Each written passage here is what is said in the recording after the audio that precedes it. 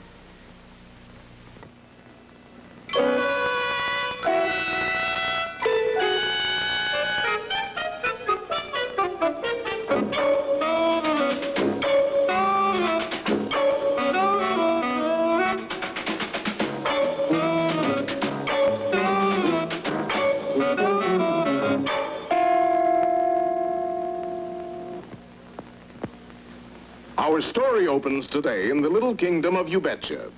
Ubetcha is a picturesque country with small villages, tiny houses, and an eensy-weensy royal palace. Matter of fact, there's only one great big thing in all of Ubetcha, the national debt. So in the throne room of His Majesty, King Pippin the Green... We will now have the Treasurer's report. Quite simply, Your Majesty, our fiscal resources and reserves have proved inadequate for the necessary funding of minimal expenditure. What do you say? What do you say? He says we're broke. Do you think we're broke? No, I think we're shattered. We are as poor as church mice. Don't be silly, Fremley. For the last 3 years, the church mice have been sending us foreign aid. Well, what do we intend to do about it? Raise the taxes, of course. They're too high already, Majesty. Nonsense. A man who makes 100 pezuzas a day is already taxed 105 pezuzas. How does he pay it? He borrows it. From where? From the royal treasury. This calls for drastic measures. Let's go to war with Lower Palomino. Sire, may I suggest making war on a far richer target? What's that? This is the American pocketbook. Why not make some rich American a citizen of Ubetcha, make him a knight, give him a castle, invite him over, and when he gets here with all his gold and goodwill... We soak him! After which, of course, we all yell, Yankee, go home! Oh, that's sneaky. That's mean. That's marvelous. You think it'll work? Hasn't failed yet. We'll do it. Who do we pick? It doesn't matter. All Americans are rich. You're filthy with the stuff, actually.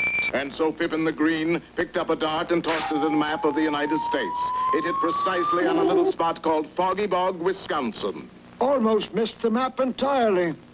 And so a short time later, a royal courier arrived in Foggy Bog, traveling in a special compartment. All right, you bum.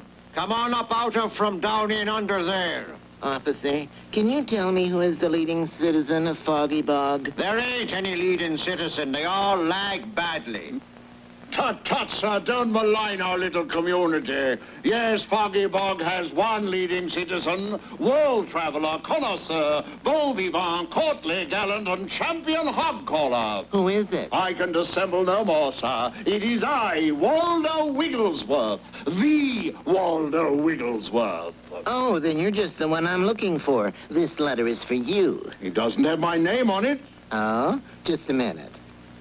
There, now. A special delivery letter from the Kingdom of Ubetcha. Wait till I show this to the fellas.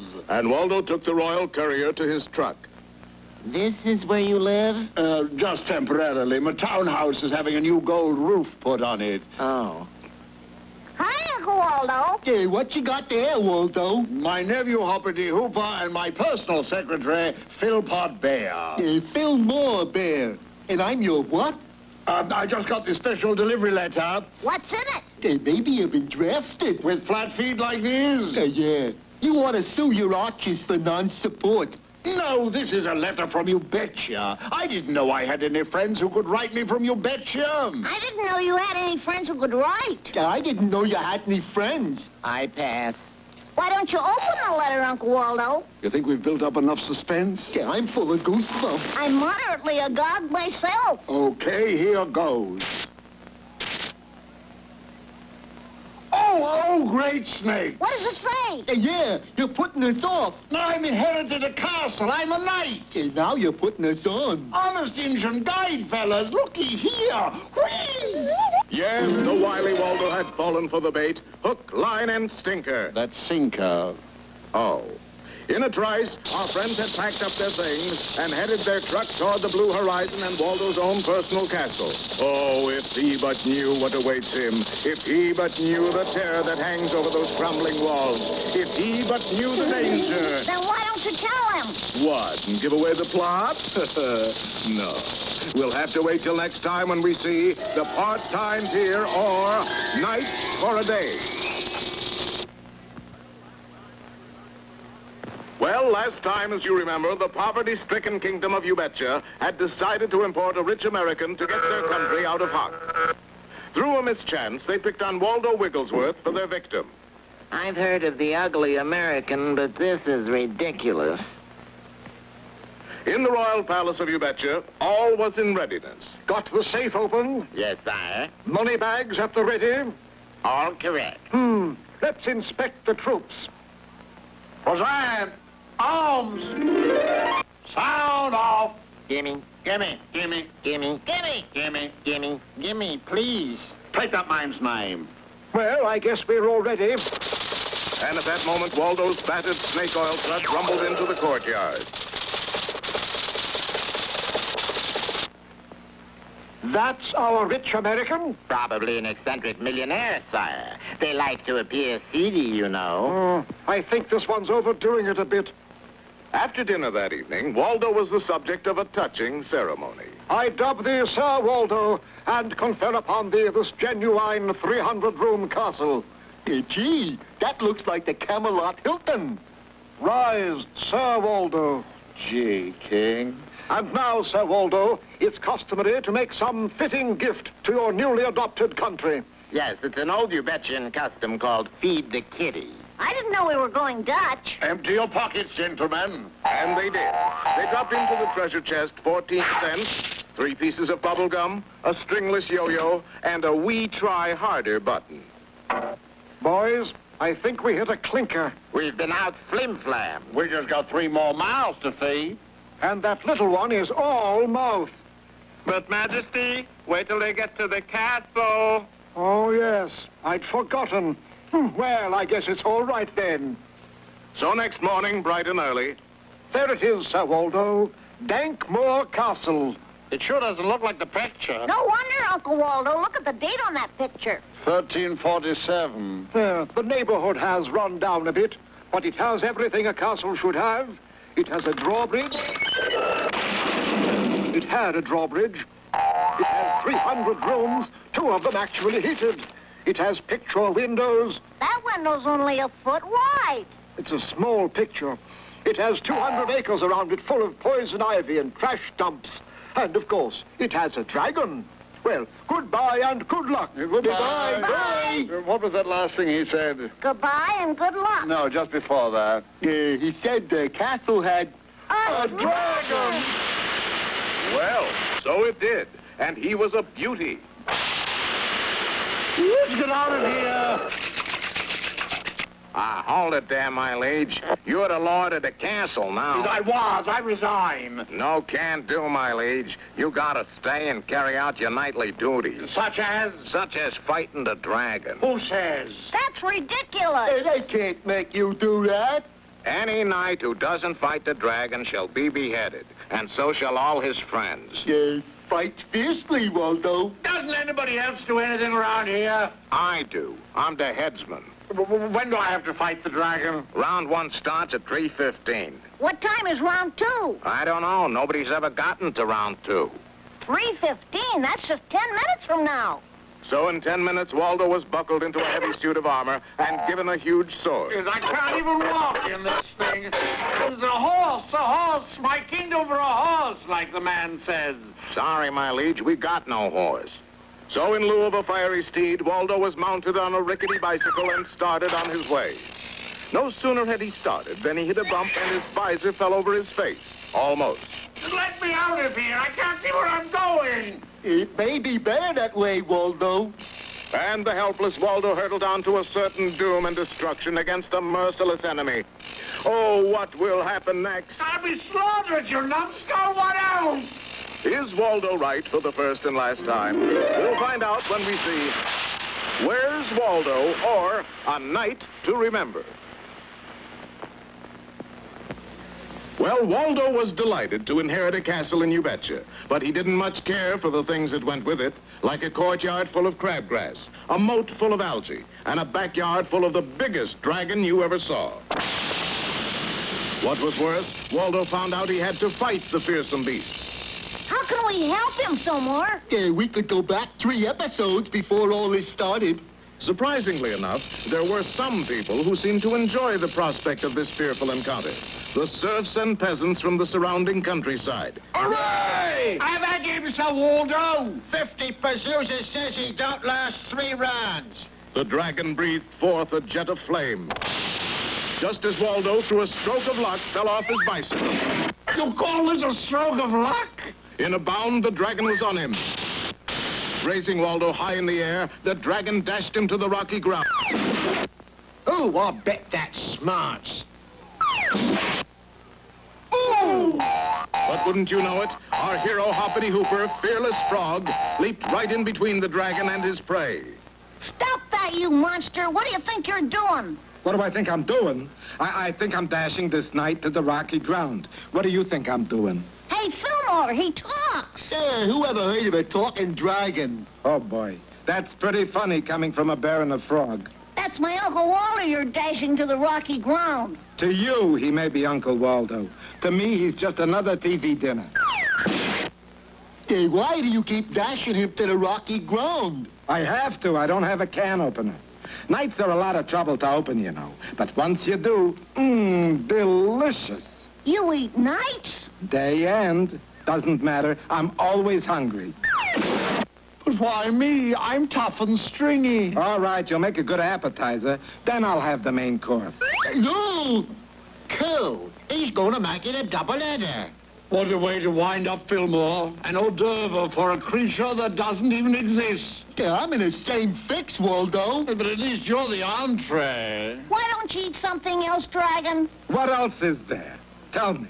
Nothing grows around here but thistleweed, poison ivy, and crabgrass. You don't like salads, huh? Oh, no. Gives me the heartburn. See? Hold it!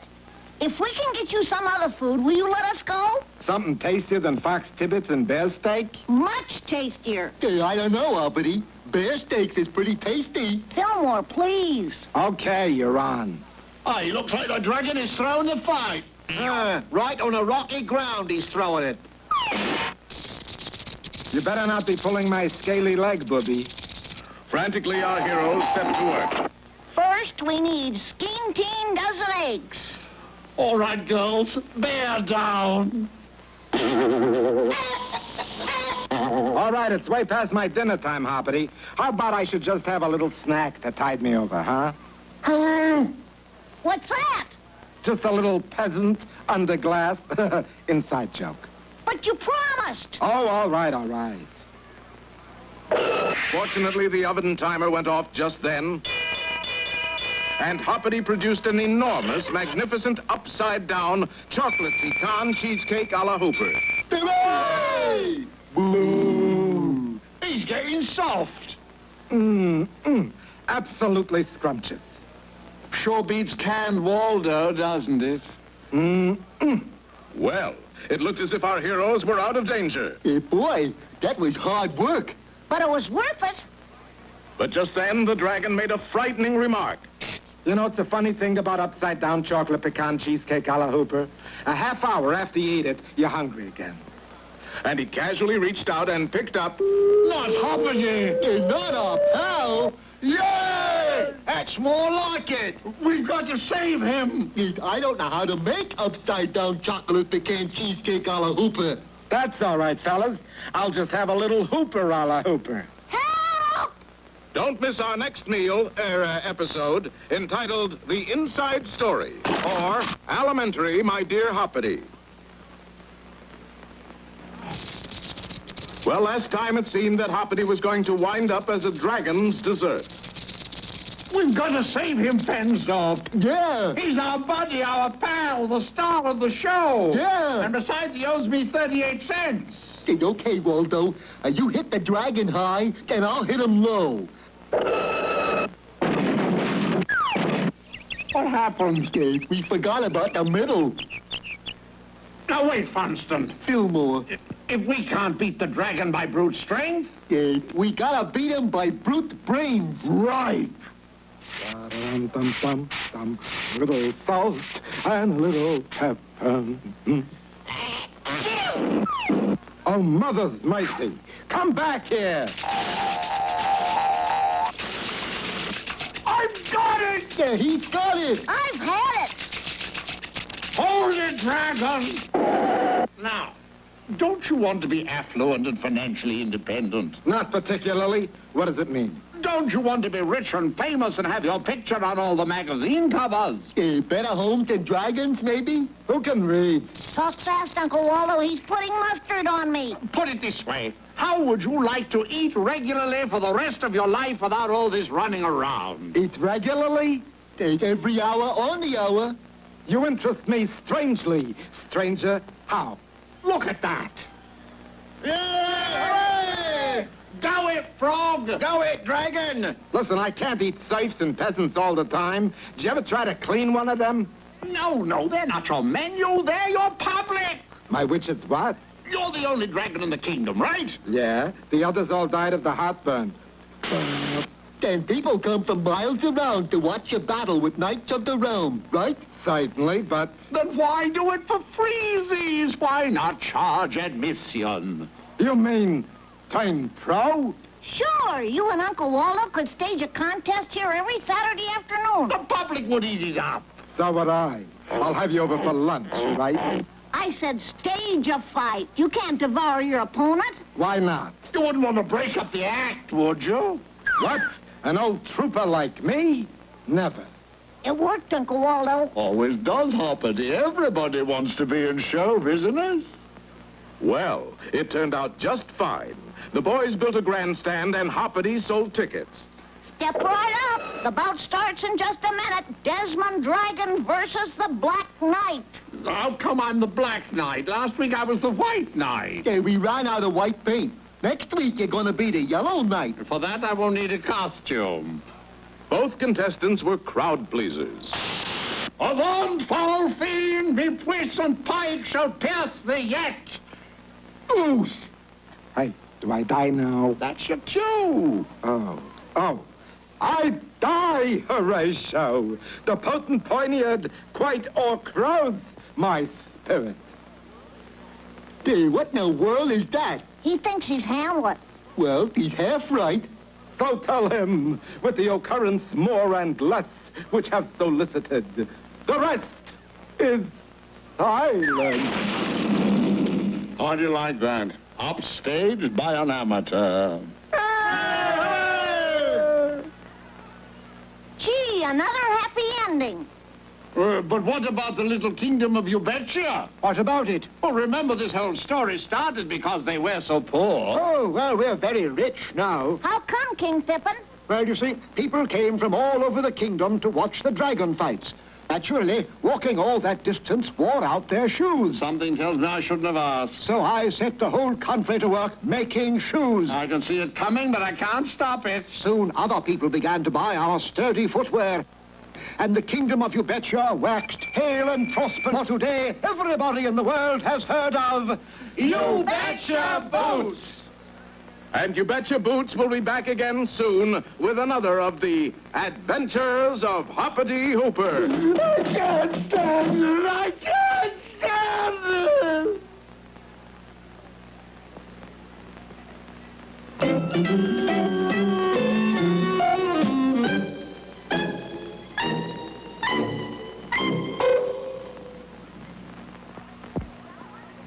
Ladies and gentlemen, it's time now for an important message from our sponsor. Watch.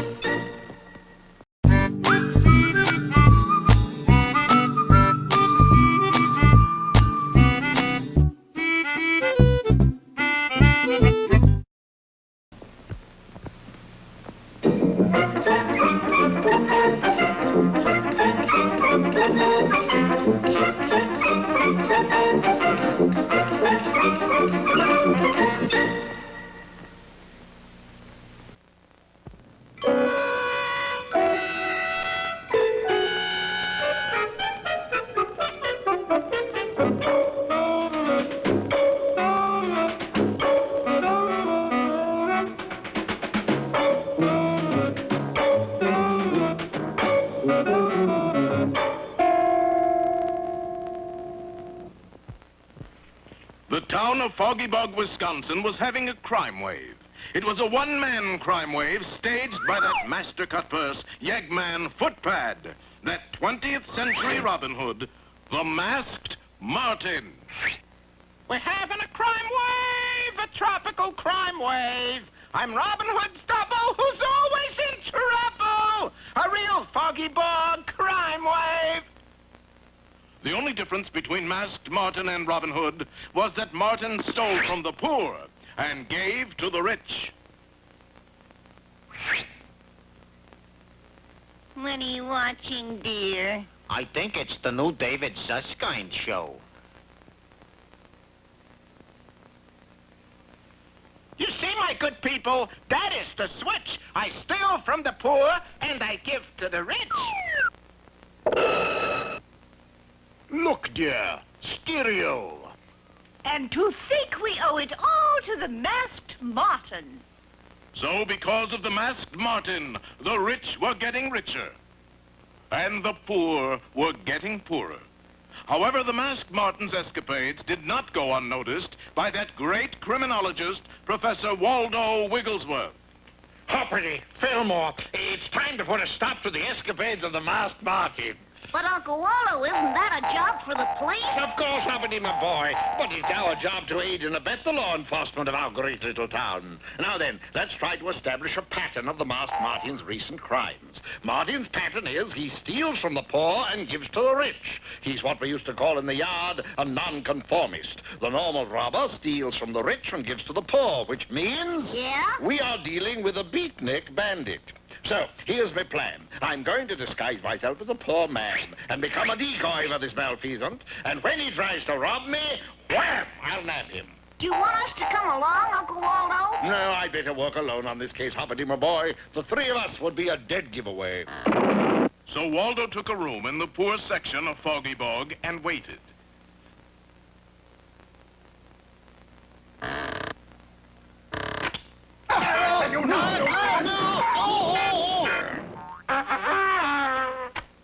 Fillmore, confound it, what are you doing here? I thought I told you to wait in the car. I thought you might be hungry. I brought you a liver-waste sandwich. Oh, good thinking, Fillmore. I love liverwurst. I'm as hungry as you pardon the expression bear. Just hand it over. Hand what over, Professor? The liverwurst sandwich. It's gone, Waldo. Oh, what do you mean it's gone? Are you sure you came in here with it? Sure. I opened the door, and then somebody turned off the lights, and it's gone. You mean somebody stole my liverwurst sandwich? But that's nonsense, Fillmore. We're the only two people in this room. Unless you don't suppose the Masked Martin has stolen my liverwurst sandwich? No, that would be too ridiculous even for a beatnik bandit. My compliments to the cook, Alfred. Not the cook, sir. The Masked Martin. So you really think the Masked Martin was here? Well, Hopperty, my liverwurst sandwich didn't just walk away now, did it? But why would the Masked Martin steal a liverwurst sandwich, Waldo? How do I know? Maybe he likes liverwurst. What we must now do is reenact the crime. Hopperty, you and Fillmore go down and buy me another liverwurst sandwich while I wait here.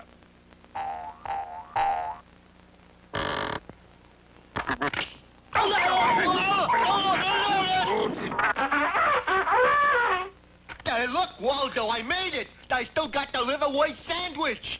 Yes, you still have the liverwurst sandwich, but that only proves that the Masked Martin wasn't here. Oh, he was here all right. Hopperty, you see that Fillmore still has the liverwurst sandwich, don't you? Yeah? Then what makes you think that the Masked Martin was here? Because he's stolen your clothes, Uncle Waldo. Oh, I thought that was a little chilly. Well, it seems the only thing that Waldo is going to catch is a cold in the head. Be sure to watch our next episode, Elementary, My Dear Fillmore, or Show Me a Liverwurst, and I'll Show You a Thief. Waldo, in our last episode, had his liverwurst sandwich stolen by the Masked Martin. But why would the Masked Martin steal a liverwurst sandwich, Uncle Waldo? How should I know? Maybe he likes liverwurst. What we must now do is reenact the crime. Hoppity, you and Fillmore go down and buy me another liverwurst sandwich while I wait here.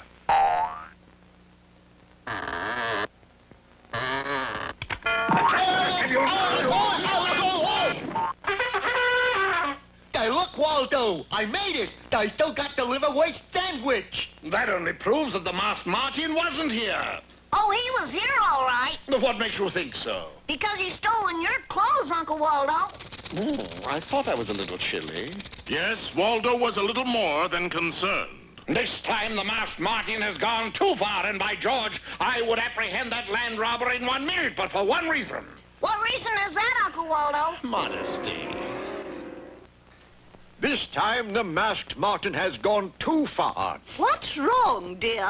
How can I be seen in an outfit like this? Professor Waldo Wigglesworth did not give up easily. After he got over a mild case of pneumonia, he at once set to work on his invention, which he called Professor Waldo Wigglesworth, masked Martin Cutpurse Catcher. Beautiful, beautiful. You will notice that I have a liverwurst sandwich as bait here. Once Martin takes that liverwurst sandwich, I'll have it. What was that, Fillmore? I think that was the noon whistle, Waldo. It's time for lunch. Oh, good. I'm as hungry as, if you'll pardon the expression, Fillmore, bear. Turn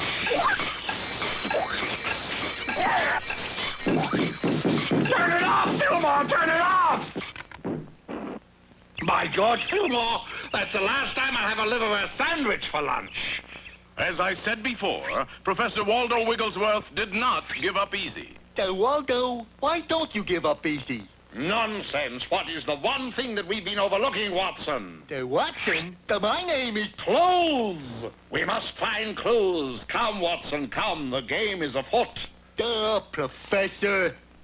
Aha! Footprints! Waldo, those are mine. Watson, they look like the footprints of a giant hound. But Waldo, those are mine. No, Watson, they're more like the footprints of a giant bear. Do you know what we're up against here? Yes, Professor, The bear of the Baskervilles. The masked Martin has adopted the disguise of a giant bear. How very clever of him. By George, we're up against a foggy bog Moriarty, Watson. Waldo, will you forget about those footprints? It's him! Of course you want me to forget about those footprints because they are your footprints. Take off that disguise, masked Martin. No! By George, it is you, Fillmore. That's what I was trying to tell you. And the real masked Martin is running out that door. Oh, don't just stand there. Come, Watson. The game is afoot.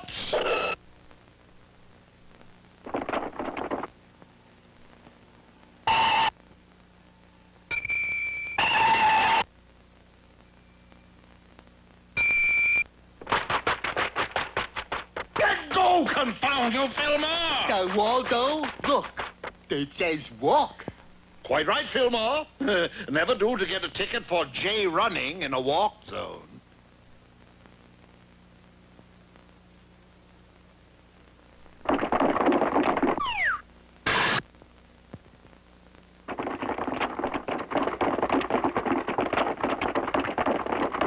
Now we've got him, Fillmore. If you will notice, there is no possible way to escape from this blind alley. Yeah, Professor. You can say that again. If you desire the masked Martin to snatch, make sure you're the catcher and not the catch. It does seem as though the masked Martin is the catcher and Waldo and Fillmore are the catch. Tune in to our next episode, Waldo's Alley, or Catch as Catch Can.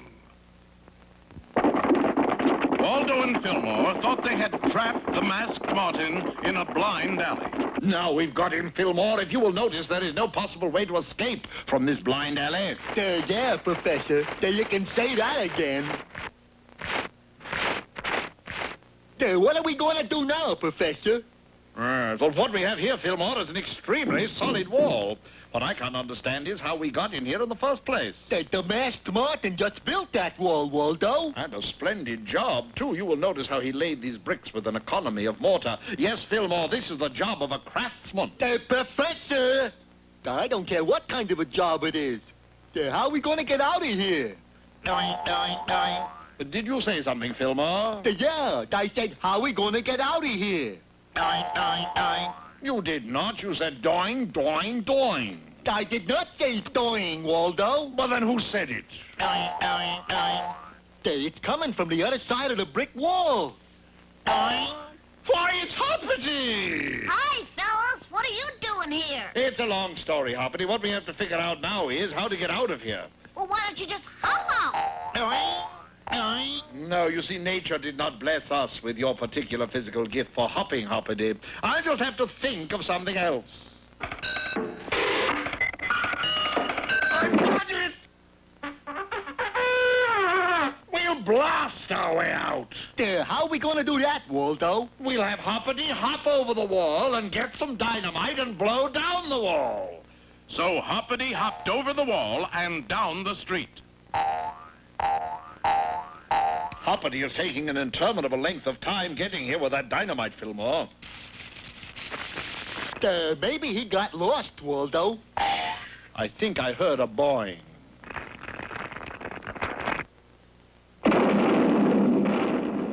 Boy, that was some boing. Are you hurt, Uncle Waldo? No. Will somebody please answer that phone? What phone? The phone that is ringing inside my head. Oh, never mind. I'll answer it myself. Hello, Wigglesworth here. What's that? Herman's Delicatessen. I'm sorry, you must have the wrong number. Listen, I told you. What's that? The Masked Martin. Well, with whom do you wish to speak, please? Oh, it's for you, Fillmore. Hello. Yeah, this is Fillmore Bear. What's he saying? What's he saying? Waldo, I can't hear him with you jabbering like that. Sorry, Mr. Martin, what was that again? I see. I see. What? Well, nice talking to you, Mr. Martin. Goodbye. Confound you, Fillmore. What did he say? Well, if you're going to take that attitude, Waldo, I don't know whether I'm going to tell you or not. After all, it was a private conversation. Yes, but you were using my phone. What do you think I am, an answering service? Well, he just wanted to let me know that his next job is to rob the poor man's bank at Budlong and Adams. That's it. We've got him now. But Waldo, he told me not to tell anybody. Well, that's all right, Fillmore. There's a little of the fink in all of us. Come on, man, let's get down to Budlong and Adams. But, Uncle Waldo, isn't this a job for the police? Perhaps Hoppity's right. Wait a minute, I'll call them. Busy. Come on, we haven't got a minute to lose. Now, listen, you wait here. We don't want to be obvious. I'll just walk in casually and nab him. Hold up! Get the number of that truck. That's him, all right. The Masked Martin. Yes, that's gotta be a mask. Nobody has a face that ugly.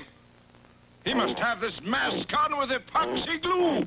We better take him down to headquarters. But, officer, that ugly mask is my face. Will Waldo be able to convince the police that the ugly mask he is wearing is really his ugly face?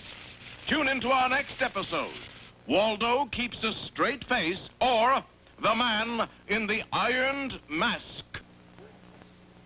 In our last installment, the police mistook Waldo for the Masked Martin. That's him, all right. The Masked Martin. Yeah, that's gotta be a mask. Nobody has a face that ugly. He must have this mask on with epoxy glue. We better take him down to headquarters. How many times do I have to tell you this isn't a mask, it's my face? Yeah, that's what they all say. But, sir, the person you're holding is not the Masked Martin. Then why is he wearing that disgusting mask? It isn't a disgusting mask. That's his disgusting face. Look, here's a photo of Waldo as a baby, a teenager, and as he is today. Well, all right. We'll let him go on one condition. Yeah? That he keeps that face out of sight till Halloween. What's our plan now, Professor, to catch the Masked Martin? Our plan, Fillmore? Our plan? Our plan is no plan. That's pretty good, Professor. What's it mean? It means exactly what it says. I do not plan to assist in the capture of the Masked Martin. I do not plan to stick my mask, a nose, where it is not wanted. But Waldo, where is the old fire? The esprit de corps. After all, the locks on the wing, the snails on the thorn. Hoppity, if there's one thing I can't stand more than a bugle-blowing bear, it's a platitudinous bromidic bear. Now, just a minute, Waldo. Little did our friends know that at that very moment, the masked Martin was planning a robbery that was to affect the lives of all three of them. When it comes to robbing, I use my noodle. My next pilfery will be Fillmore's bugle. Gee, Fillmore, I'm worried about Uncle Waldo. He's been sitting there for the last 3 hours mumbling to himself. Maybe if I play a happy little tune on my bugle, that might cheer him up. Great owls and pussycats, Uppity. Somebody's filched my bugle. Waldo, somebody's pilfered my bugle. Music lover, no doubt. This is the work of the masked Martin. Gee, how do you know, Waldo? Because Fillmore pinned on your back is a piece of paper, and on that piece of paper is scrawled, the masked Martin was here. Gee, Professor, that's amazing. Elementary. What do we do now, Uncle Waldo? Well, we all know that we're up against a crafty criminal, but we also know that this time he has gone too far. How do we know that, Professor? Because he has stolen your bugle, Fillmore, and the temptation will be too strong for even Martin. Temptation? To blow the bugle sometime, somewhere in this city, a bugle is going to blow. And when it does, we are going to be there.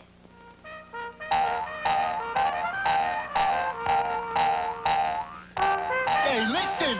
Do you know what that is? That's beautiful, that's what that is. Of course, that's my bugle. Nonsense, I've never heard you play the bugle like that. Hey, doggone it, Walter, what's the matter with you? That's my bugle, and I'm gonna get it back. That's the most beautiful bugle passage I've ever heard. Such virtuosity, he's a Paganini of the brass section. That's Waldo! That is the masked Martin. Let's go grab him. They don't play bugle solos like that anymore. I got him, Hoppity.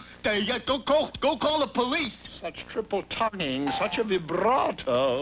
We've got him with the goods, officer. Good work. All right, you, come along now, and don't give me any trouble. No, wait. I cannot deprive the world of a bugle player like that. Officer, it was I. I am the masked Martin. Oh, boy. Your gallantry's touching, but I must confess, I am the masked Martin. Frankly, I need a rest. Well, there goes the greatest living bugle player in the world. But gee, Professor, you still got me. I know.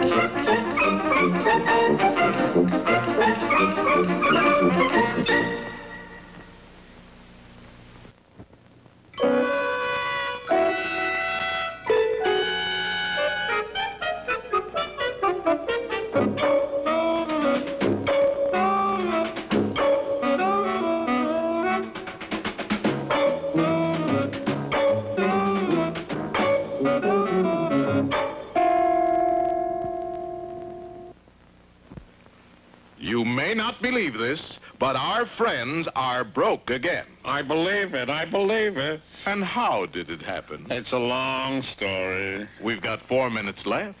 Well, it all began when Uncle Waldo started the Wigglesworth, Wisconsin Pickle Company. They bought up every cucumber and gherkin for miles around. Got 1,000 gallons of pickle juice. And 500 pickle barrels. And then it started to snow. Froze every cucumber in Wisconsin. The gherkins, too. I'm wiped out. What's more, we're stuck with all these barrels and pickle juice. Maybe maybe we could look in the paper and find a job. A job? Give me that paper, Hoppity, before your young, impressionable mind is warped beyond... Sainted Aunt Agnes McGee, look at this. Hey, what is it, Waldo? Just the chance of a lifetime for our little Hoppity is all look here. The famous Angels Camp Jumping Frog Contest. Fame, fortune, and lots of prizes. Hoppity, you are about to become a contestant in the greatest sporting event in all frogdom, the Angels Camp Jumping Contest. But Waldo, Angels Camp is in California. And we're in Wisconsin, and never the twain shall meet. We can't afford to meet the twain. We're broke. If I could just sell these barrels, we could. Uh-oh. I'll later. Right now, I'd rather eat. No, Fillmore, I've got it. A light bulb? No, an idea. Fillmore, can you bust one of these barrels? Like this? Yes. Now, I tie 2 barrel staves to my feet, and voila, instant skis. Skis? Aren't they a little small? They're compact skis for skiing on little hills. Oh, boy. And so the next day... All right, folks, step right up and get your compact skis, the latest novelty in winter sports. How much are they? They're absolutely free. They're free? Waldo, have you flipped your fedora? Free? I'll take a pair. I'll take 2 pairs. I'll take a dozen. Within a few minutes, all the compact skis had been given away, and the eager citizens were trying them out. Whoop! Oh! Ouch! In a short time, most of the citizens of Foggy Bog, Wisconsin, were full of aches, pains, bruises, and sprains. Quickly, chaps, fill these bottles with pickle juice. Oh. What seems to be the trouble, my good man? I sprained my back. Oh, you are in luck. Here is a bottle of Wigglesworth ski liniment, good for man or beast, only $1. Smells like pickle juice. It is pickle juice. Tell me, did you ever see a pickle with a sprained back? Well, no. There you are, then. I'll take it. Me too. And me! At the end of the day, Waldo had sold enough pickle juice liniment to finance their trip to the West Coast. But I just thought, now we have money, we don't have to go. Yes, we do, Hoppity. Look there. You know, suddenly I feel the call of the open road. And once more, Waldo bounced over the county line just ahead of the sheriff. Away our friends went across the country, and in a few days were approaching the California border. Little did they know that a reception committee was already waiting for them. Yep, they got a frog with them, Buckshot. Okay, boys, run out the sign. Hey, look, Uncle Waldo. California welcomes jumping frog contestant. A shortcut to Angels Camp this way. Hey, that's real funny. Look, they're waving at us. How friendly. But how come they're waving with their fists closed? It's a real California welcome, Hoppity. I've read about it many times. Hoppity was right to wonder, though, for just around the next curve, that shortcut ended in a 100-foot drop to a dry stream bed. A bed already littered with the remains of other unfortunate contestants. What's this all about? We'll find out next time in Hoppity's Dead End or Canyon Fodder. Last time, you remember, Waldo decided to enter Hoppity in the famous Jumping Frog Contest in Angels Camp, California. Well, here we are in California, land of 10,000 lakes. Yeah, that's Minnesota. Land of enchantment? That's New Mexico. The Garden State? Yeah, that's New Jersey. Well, what do people call California? You're too young to know the words, Hoppity. Hey! California welcomes Jumping Frog. Shortcut to Angels Camp this way. Yeah, how thoughty. Little did our friends know that the welcoming committee was really a gang of crooked gamblers and tin-horn four-flushers, led by the dastardly villain, Buckshot Brown. Well, there goes another frog, Buckshot. I hope he enjoys his brief stay in California. Gee, this is sure a rough road, Uncle Waldo. But look on the bright side, Hoppity. If it's a shortcut, it can't be very long. Well, that was true. For just ahead, the road ended abruptly in a 100-foot drop to a dry stream bed, already littered with the remains of other contestants' cars. Hey, look out, Waldo! Yikes! And our hero's truck skidded toward the precipice, the edge of the cliff. Fortunately, at that instant, farther up the canyon, there occurred a typical light California shower. The result was a flash flood that raced along the dry creek bed and filled the gully just as our friends plunged over the side. We're saved. But what happens when our truck fills up with water? Luckily, they didn't have to find out, for as quickly as it rose, the water subsided and left our boys high and reasonably dry. Golly, things sure happen fast in California, Uncle Waldo. If you think that was fast, watch how quickly we get to Angel's Camp. Fade out, fade in. Remarkable, Professor. Now to find the judges and enter you in the contest. Come on, Hoppity. Remarkable. All he said was, fade out, fade in. Gee, I guess I don't have the knack. Meanwhile, as Hoppity registered for the contest, Yep, I swear it's that same frog, Buckshot. He must be mighty lucky, and if there's one thing we don't want in this contest, it's a lucky frog. Now, here's what we do. I'll tell you what it is. Gee, I wonder where Fillmore went to. He was right here when we were... Hold it, please. Who are you? Flash Pancrow, the demon photographer. You photograph demons? Very funny. No, I'm from the Cow County Chronicle. Want your picture for the afternoon edition. Oh, my left profile is the better one. Not you, Bottlenose, the frog. Bottlenose? Just one more. Thank you. Gee, my picture in the paper. Won't that be swell? Bottlenose, huh? but Hoppity's picture wasn't in the paper that afternoon. Instead, it was on the wall of a shabby shack where a remarkable event was occurring. Hold still, Shorty. But Buckshot, I ain't no frog. Not yet, you ain't. But it's just a matter of a stitch here and there. I don't want to be a frog. Are you sure, Shorty? Croak, croak. And in a few moments, Buckshot had disguised his reluctant henchman to look something like Hoppity Hooper. That evening, as Hoppity was training for the big contest... Bottlenose, eh? The gall of that journalistic germ. Don't be so sensitive, Uncle Waldo. Go on up there and measure my jump. Very well, Hoppity. Bottlenose. Here I come. 1, 2, 3. Oh. Gotcha. Okay, now throw Shorty. Well, the distance was fine, Hoppity, but your landing was terrible.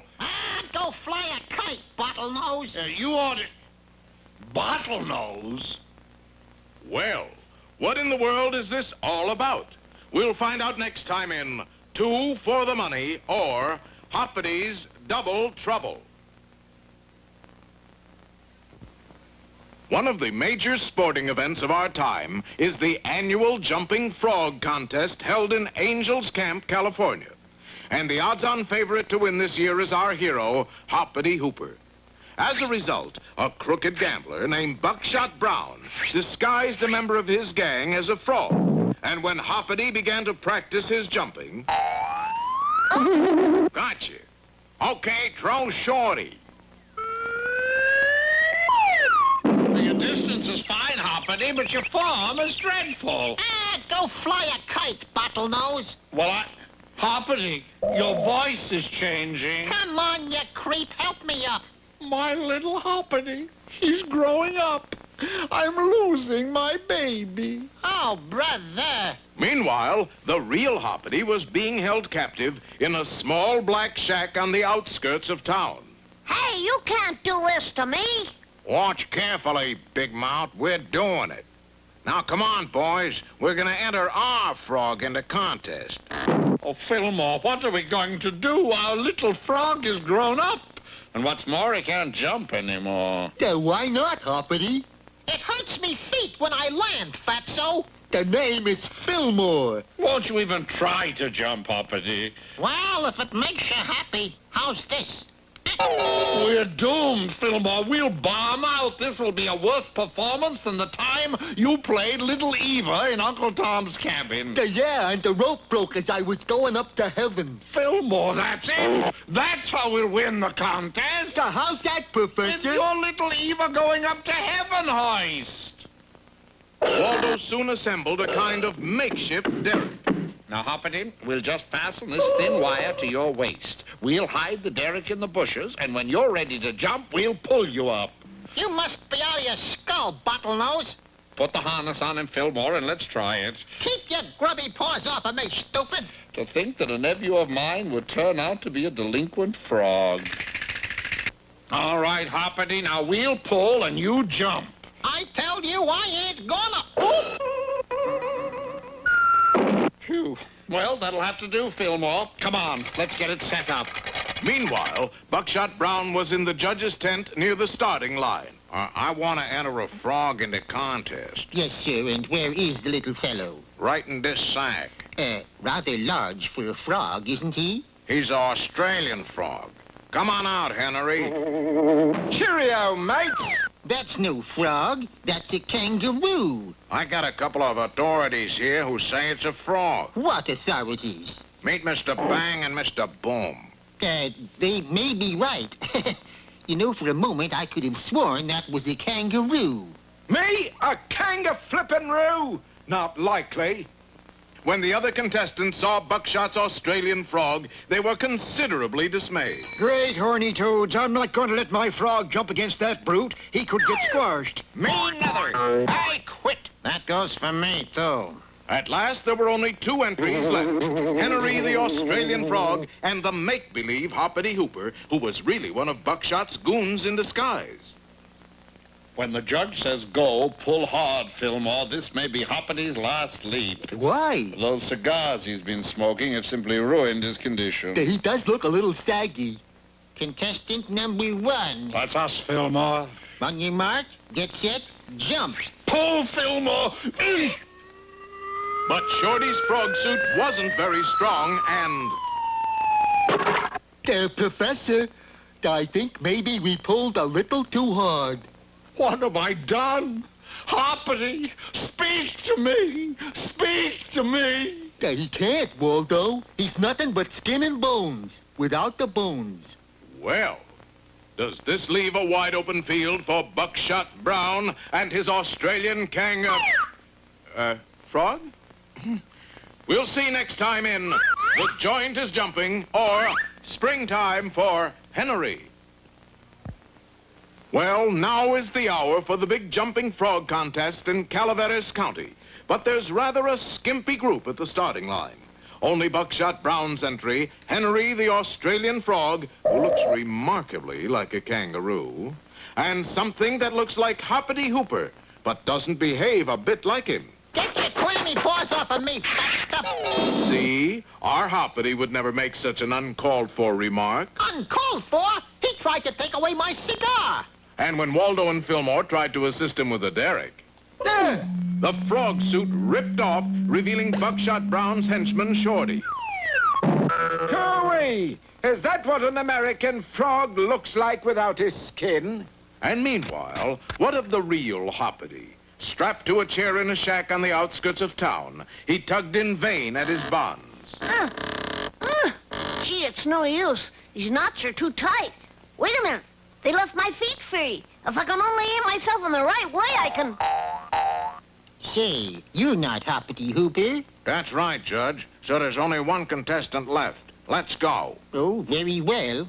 Contestant number 2, on your mark, get set, jump. 126 feet, 4 1/2 inches. A new world's record. Hooray! Now, if you'll just hand over the prize money. Now, just a moment. The real Hoppity Hooper hasn't made his jump yet.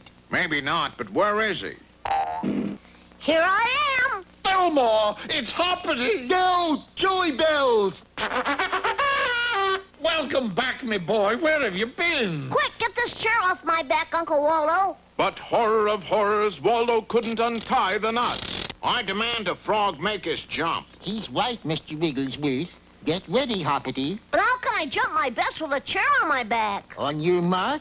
Fear not, my boy. I just happen to have with me a bottle of Wigglesworth's patented Jupiter jumping juice. Jupiter jumping juice? A triple-strength elixir compounded of essence of Mexican jumping beans, selected hops, and pure spring water. Take it down, my boy. Get set. Jump.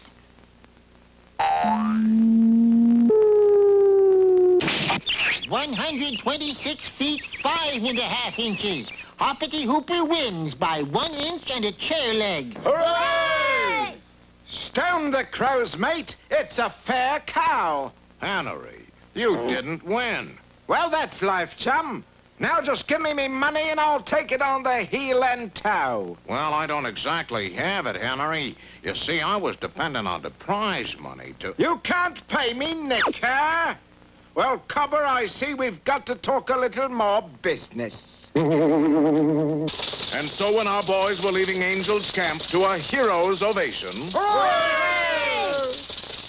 Hey, look, there's a new attraction on Main Street, Uncle Waldo. Henry, the famous boxing kangaroo. Exhibitions on the hour, every hour. Yes, Buckshot Brown was now Henry's punching bag. Ooh, ooh, ooh, ooh, ooh, ooh. Quiet, mate. You're supposed to be a silent partner. Gee, Uncle Waldo, I sure was lucky you had that bottle of jumping juice. Well, my boy, that was really a slight subterfuge. Huh? An artful artifice, a bit of legal legerdemain. Yeah, he means it was a fake, Hoppity. Well, not entirely, Fillmore. This bottle did contain genuine spring water. But why did... I just helped you out a little bit, Hoppity. You know, if you think you can do a thing, chances are you're really going to do it. Gee, this story has a moral to it, doesn't it? Yup, and what's more, it's even got a happy ending. It has? Yup, and this is it. How can you tell? Because look, we're going hand in hand into the sunset. And so they are. But they'll be back again next time for another chapter in The Adventures of Hoppity Hooper.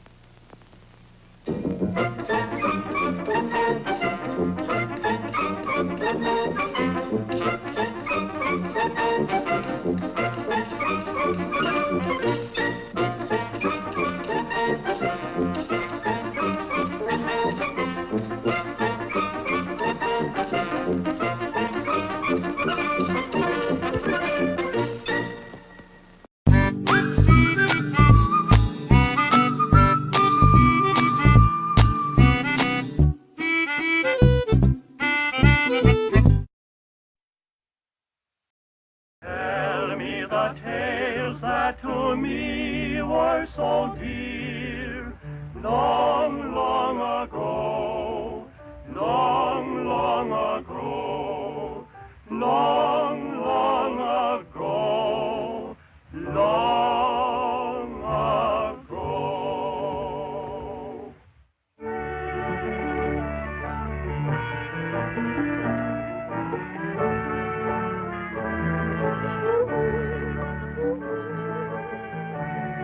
We haven't any food and we haven't got a cent. It's weeks and weeks since we paid the rent.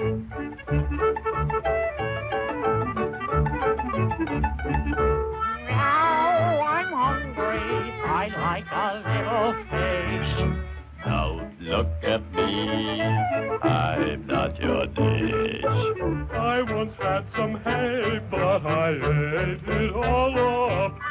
I ain't had a fly since it was up. Everything's gone. What'll we do now? I've got an idea. We'll sell the cow. He's got an idea, he'll sell the cow. Sell the cow. Sell the cow. Who, me? Oh, well, I can take it. He can take it, he can take it.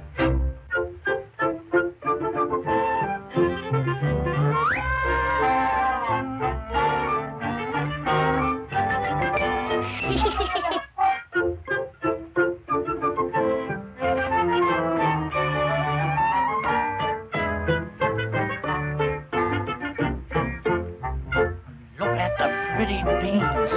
I'll trade them for your cow.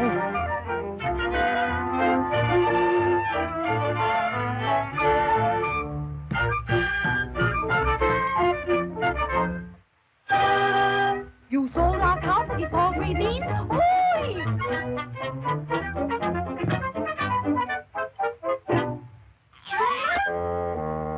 Get to bed, you crazy brat, or I get mad and knock you flat. Good night, Mother dear.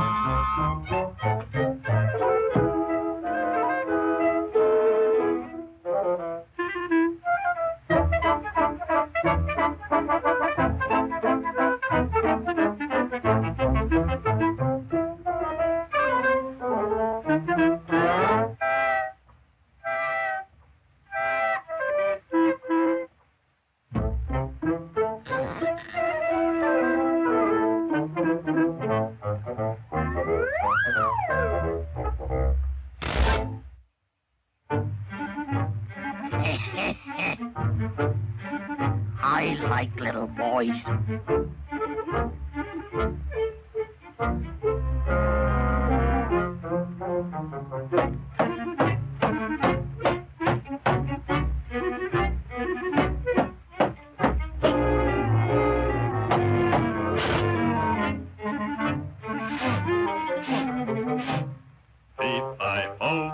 I smell the blood of an Englishman.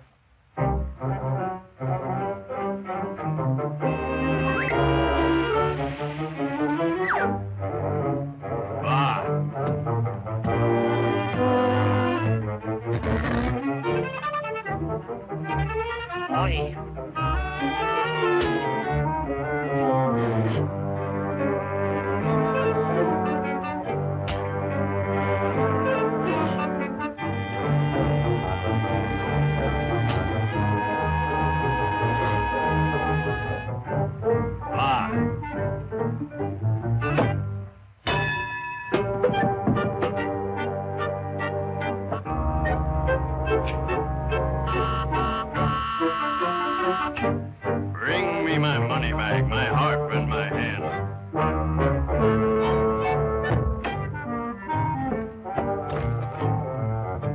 Play.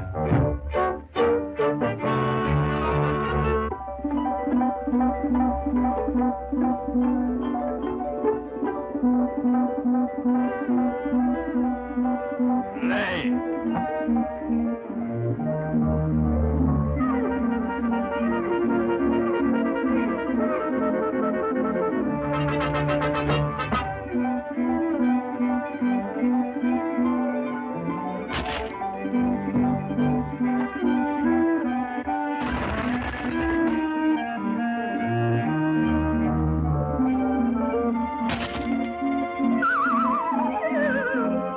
Ah!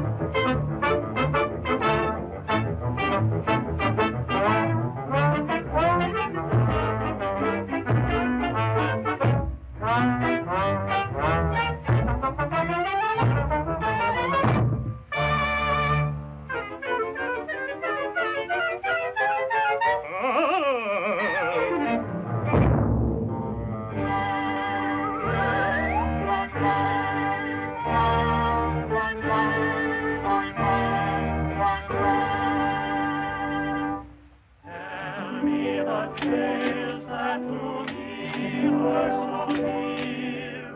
Long, long ago, long, long ago, long, long ago,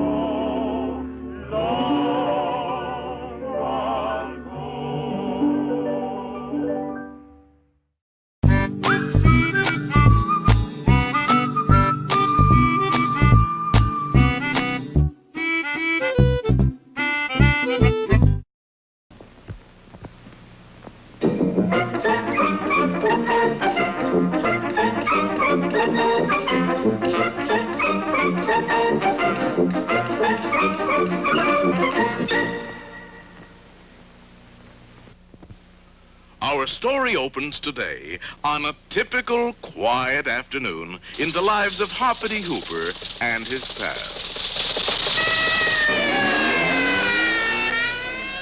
Blast the fence, Dot. The state line is just ahead. I'm going as fast as I can, Waldo. But confound it, they're gaining on us. Why are all those people chasing us, Uncle Waldo? Just a little misunderstanding, my boy. Then why don't we stop and get it straightened out? It would take much too long. How long? About 10 years, I think. Come on, Hoppity, we're going to lighten ship. Huh? We're going to throw out everything we don't need. That'll make the truck go faster. Here, help me throw out this old gramophone. How come it's called a gramophone? It belonged to Grandma. Throw it. Let's get rid of these bottles, Uncle Waldo. Hoppity! That's my entire inventory of Indian Guide elixir. But remember that old Indian motto. What motto? No keep 'em business in the pink. If salesmen sit 'em in 'em clink. You're right, Wilma. Hold it, Uncle Waldo. Don't throw that box out. Why? What's in it? Me. Hey, there's the state line. We made it. Yes, once more the wily Waldo had managed to elude the clutches of fate. Now what do we do, Waldo? Well, the first item, Fletcher.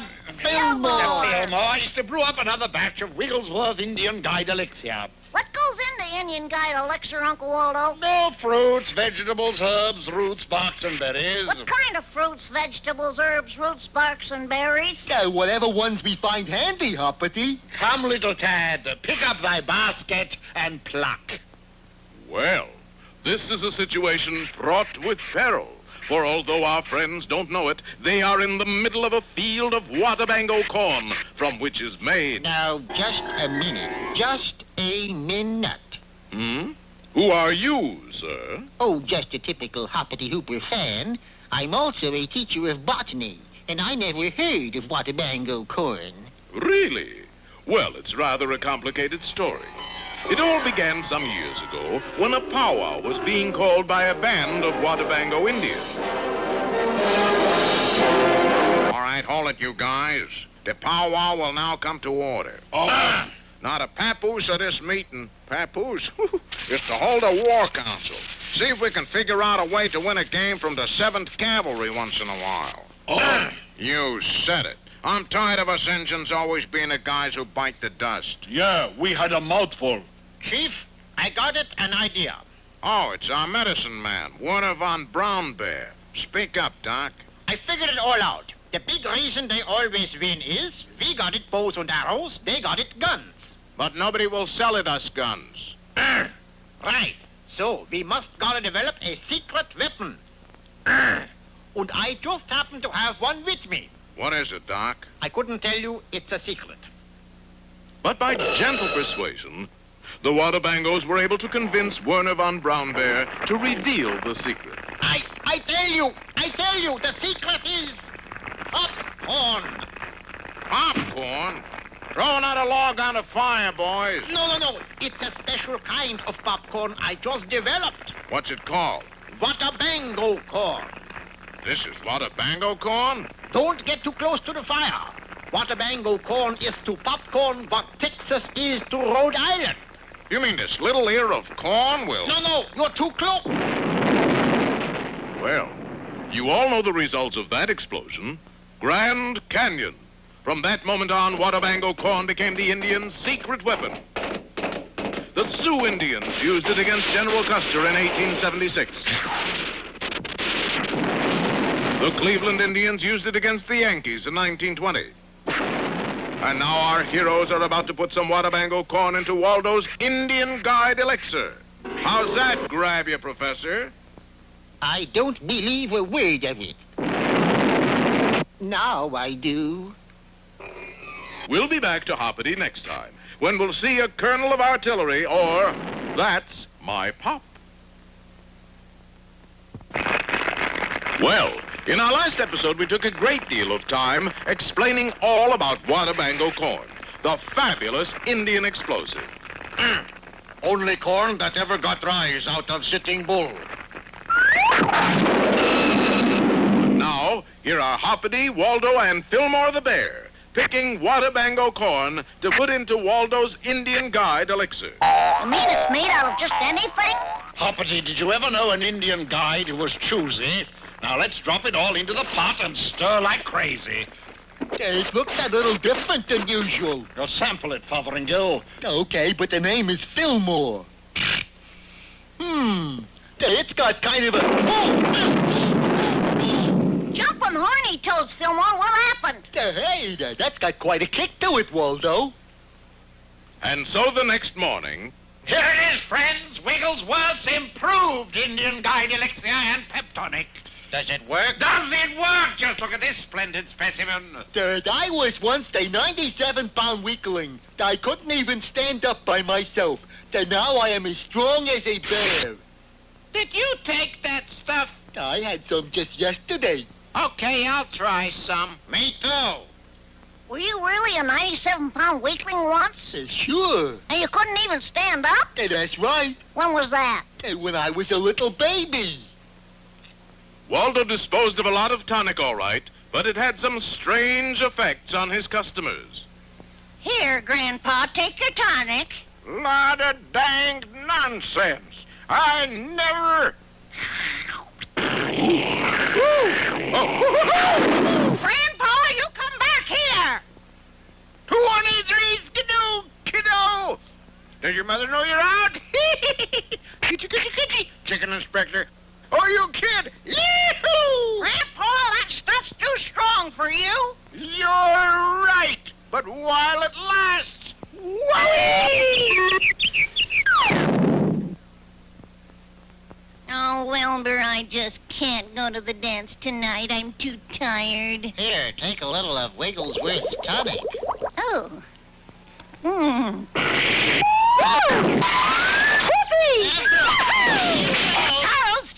Charleston, oh, Fodiodo, Razzmatazz. Oh, play that. Please. It's a bear. Hey.